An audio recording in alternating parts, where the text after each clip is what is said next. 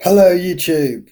Welcome to episode 6 of me talking about AMN. In yesterday's video, we stopped reading the website because I had some stuff to talk about. So I did that, right? Today, we're going to go back to the website, but we're going to jump a chapter because it's a video all on its own. So we're going to start with vasectomy. Oh, yeah.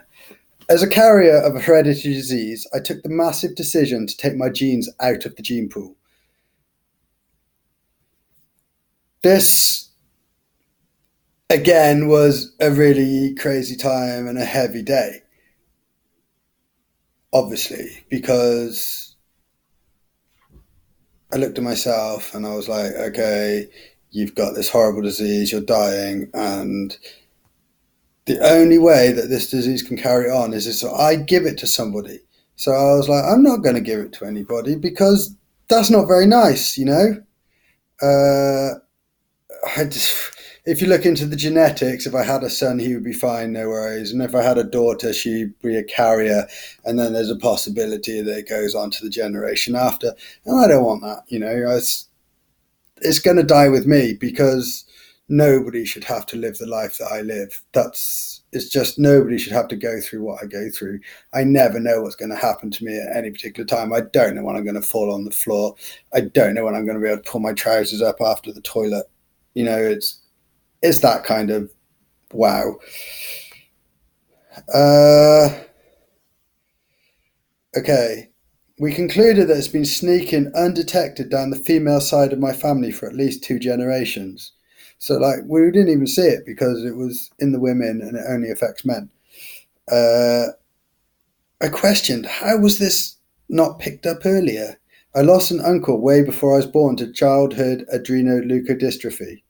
He was misdiagnosed with Schilder's disease, which is an ancient name for ALD. ALD shares the same faulty ABCD1 gene that I have, but it affects and ultimately kills sufferers in their childhood. Yeah, this is the childhood version, and it's really not, it's really horrible, and it kills the kids. It's not nice, but is it better than suffering a lifetime? I just don't know. Right, let's carry on though. Behavioural changes. Oh dear. Right. There's a symptom that I read and didn't understand what it was. I didn't think I suffered from it. I'm a normal guy, right? However, in hindsight, if you look at my history, I did some outrageous stuff for no apparent reason. I'm lucky I channeled all my energy into positive things. But for example, buying a bar when you're already recognised officially handicapped isn't a normal thing to do. It's not, is it?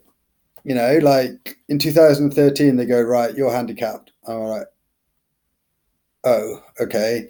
And 2 months later, I bought a bar. It's just not, just don't do it. Like, if you have bad news, don't put a heap more pressure on yourself other than the bad news, which is what I did. And I don't regret what I did because I had a really good time and I made a lot of money and yeah, it was good. My bar was awesome. But in reality, you can't go, right, I'm going to buy a bar because I'm handicapped.